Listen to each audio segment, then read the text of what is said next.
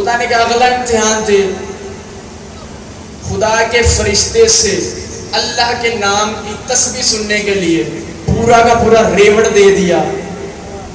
مال کا امتحان بھی ہو گیا. اب خدا نے کہا جان کا امتحان دے.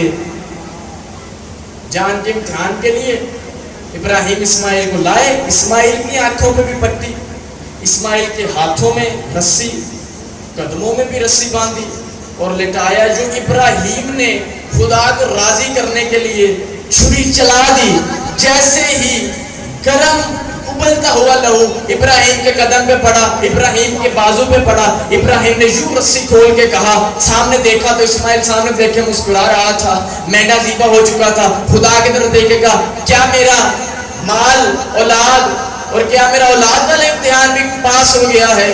خدا نے فرمایا تو خلیل ہے, عاشق نہیں. پھر عاشق کیسے ہوتے ہیں؟ خدا نے کہا ٹھہر تجھے دکھاؤں گا کہ عاشق کیسے ہوتے ہیں. تو آدم نے فرمایا, ابراہیم نے کہا کہ دیکھ تو ہے میرا دوست, دوست دوست کی بات مانتے ہیں, پھر اس عاشق کو میری نسل میں رکھنا. فرمایا بے فکر ہو, یہ منصب ہم ظالموں کو نہیں دیتے, تیری نسل میں سے ہوگا. اب 10 محرم کا دن, حسین کربلا میں. حسین نے صبح سے لے کے شام تک ایک منٹ کے لیے, ایک لمحے کے لیے اپنے ذہن سے وہ کربلا کو ہٹائیے گا کہ 9 لاکھ کا لشکر تھا, حسین تنہا تھے. میں تمہیں حسین کے کربلا میں فضائل سنانے لگا ہوں. حسین کربلا میں, حسین صبح سے لے کے شام تک خدا سے کہا یہ بھی لے, یہ بھی لے, یہ بھی لے, یہ بھی لے. صبح سے لے کے شام تک دے دیا. اب حسین تنہا تھے. اب حسین نے کہا دیکھ تو ہے امتحان لینے والا, میں ہوں امتحان دینے والا. میں حسین ابن علی ہوں, میرا امتحان لینا ہے تو وہاں نہ رہ, یہاں جا. نور توحید کربلا کے میدان میں, کربلا کے ٹیلے پہ نور توحید آ گیا. یا خدا کا ابتر ترین دشمن ابلیس کا گزر ہوا. اس نے دیکھا نور توحید کربلا کے ٹیلے پہ, اس نے کہا آج توحید یہاں کیسے؟ قریب آیا اور کہنے لگا آج توحید یہاں کیسے؟ تیرے نبی آروں میں چیر ہوتے رہے, تو نہیں آیا.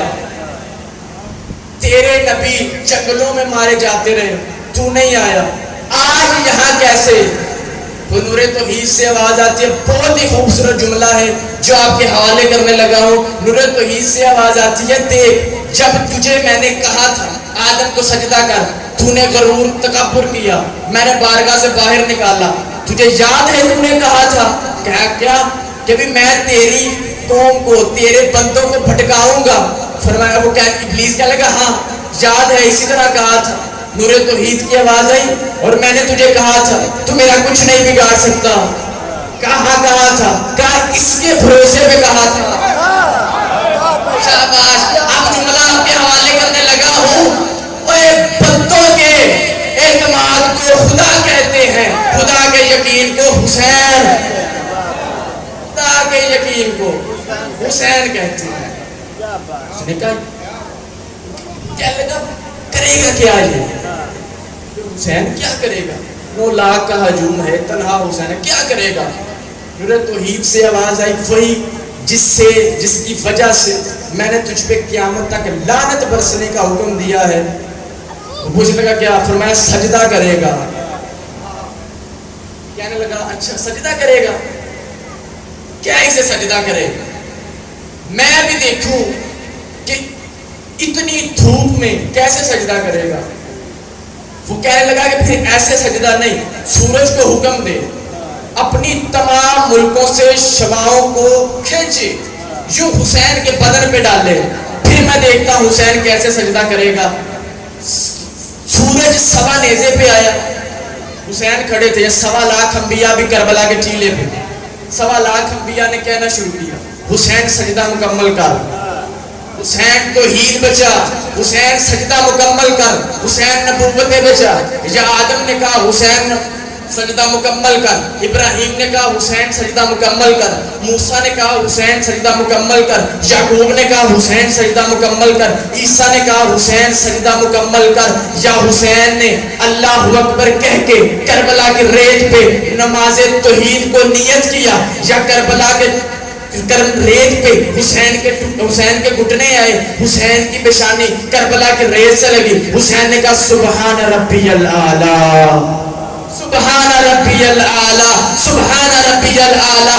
حسین کا سجدہ مکمل ہوا۔ 1.25 لاکھ انبیاء نے کہنا شروع کیا۔ آپ پڑھتے ہیں زیارت وارث، تب 1.25 لاکھ انبیاء نے کہا تھا، آدم نے کہا میرا وارث بھی حسین ہے، آدم نے کہا میرا وارث حسین، عیسیٰ نے کہا میرا وارث حسین، ابراہیم نے کہا میرا وارث حسین، یعقوب نے کہا میرا وارث حسین، سب انبیاء کہتے رہے میرا وارث حسین ہے۔ اس وقت خدا کے ابتر ترین دشمن نے جب حسین کے سجدے کو دیکھا تو اس نے کہا یہ ہاتھ جڑے دیکھ، اگر پچھلے گناہوں کی معافی دے تو حسین کو سجدہ کر دوں، اگر پچھلے گناہوں کی معافی دے تو حسین کو سجدہ کر دوں۔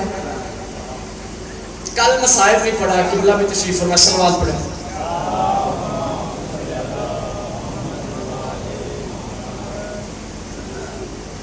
سورہ نجف کا توجہ میری طرف، 2 سطریں پڑھنی ہیں ابھی۔ سورہ نجف کا رنگ کون سا ہوتا ہے؟ سفید، یاقوت کا، لال۔ درہ نجف ابھی یاقوت بنے گا،